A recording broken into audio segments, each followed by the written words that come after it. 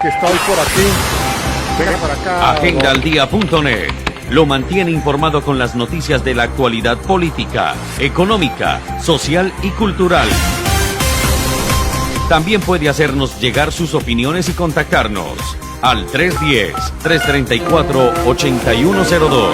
Síganos a través del Facebook Live. Estaremos en cada rincón donde se encuentre la noticia. Agendaldia.net, la noticia en sus manos. Los ha perjudicado. Mire cómo están quedando los vehículos, por favor. Lo hago desde un punto de vista pues más técnico y legal que cualquier otro, ¿cierto?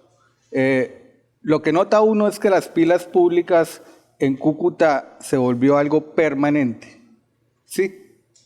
Teniendo la claridad que la pila pública solo es un medio alternativo provisional para la prestación del servicio.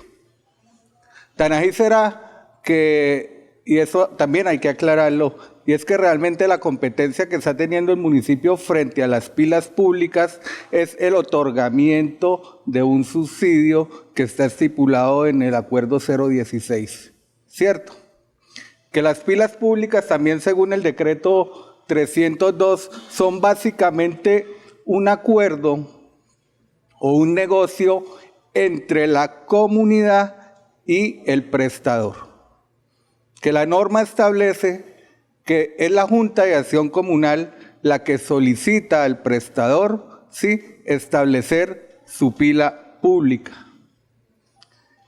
Lo que hemos encontrado en el oficio es una palabra que realmente no encaja porque no la encontramos en ninguna norma tampoco, y es que el municipio autorice la instalación de pila pública, ¿sí?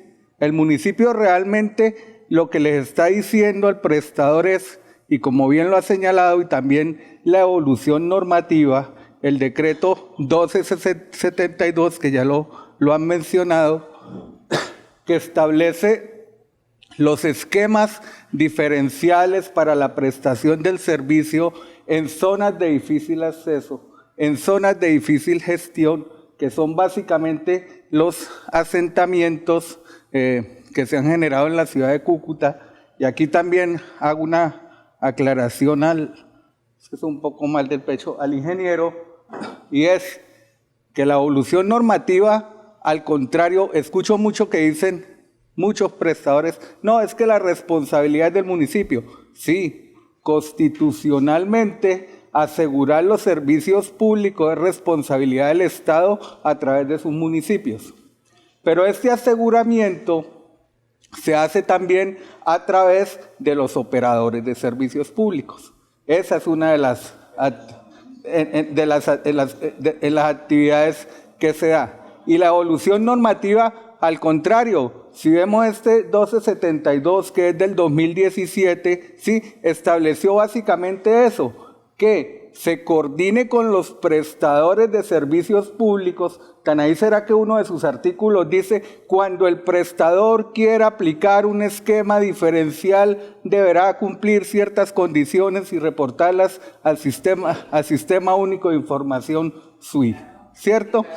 Entonces, esa norma lo que quiere es eso, que nos coordinemos, y ahí nos establece básicamente ya hoy en día sí el camino para establecer la legalización o la formalización o darle ese esquema diferencial, como lo llamó el Plan de Desarrollo Nacional, para los asentamientos.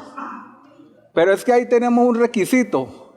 Puede ser que hoy la ingeniera nos está expresando que tenemos ya redes con todos los diámetros, que tenemos ciertas condiciones que nos puede hacer que se prioricen estos asentamientos como esquemas, ¿cierto? Pero es que también la norma, si vemos el primer requisito, es que tengamos plenamente identificados estos asentamientos en los planes de ordenamiento territorial. Ese es el primer requisito para que la Secretaría de Planeación pueda expedir una certificación que permita posteriormente firmar un convenio de gestión, ¿sí?, donde se estipulen las metas, las actividades, las inversiones, los presupuestos, los indicadores, ¿sí?, para el cumplimiento en la formalización del servicio en estos sectores como tal. Entonces, los requisitos están ahí, señor personero, y el camino está en la norma. Como bien lo decía también el secretario, estas inversiones y estos planes pues deben tener un respaldo, una inclusión mejor, en los planes de desarrollo municipal. ¿Sí? Ese es el otro paso. Igualmente los prestadores deben hacer un estudio de costos y tarifas y socializarlo para saber en cuánto nos va a quedar el servicio ya una vez estemos plenamente formalizados como tal. ¿Cierto?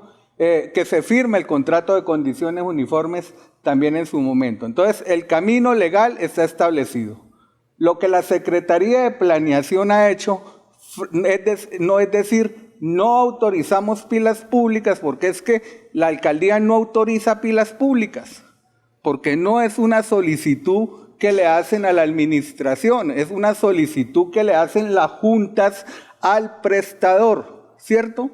Realmente a nosotros lo que nos puede afectar, no, porque al fin y al cabo pues los recursos del Sistema General de Participaciones tienen una destinación específica y tienen un sentido de inversión social que se refleja en los subsidios, pero también tenemos que darnos cuenta que los subsidios en servicios públicos, para el caso de Cúcuta, también tienen cierta particularidad, y es que realmente el SGP de agua potable prácticamente se está yendo en gran parte, o por no decir en todo, en el tema de la inversión en subsidios, ¿cierto? El crecimiento de las pilas públicas va a hacer que el rublo o la necesidad de subsidios pues crezca también para el municipio. Y eso es algo, ya vuelvo y lo digo, técnico y presupuestal, que el municipio también debe prever, porque no podemos pasar, como ha pasado, a otras vigencias con una deuda o un déficit en el tema de subsidios, ¿sí? Esto donde se contempla, pues en los convenios de transferencia de subsidio, en todas las condiciones, y a través de los fondos de solidaridad y redistribución del ingreso, deberán hacer, digamos, cada uno de esos ajustes.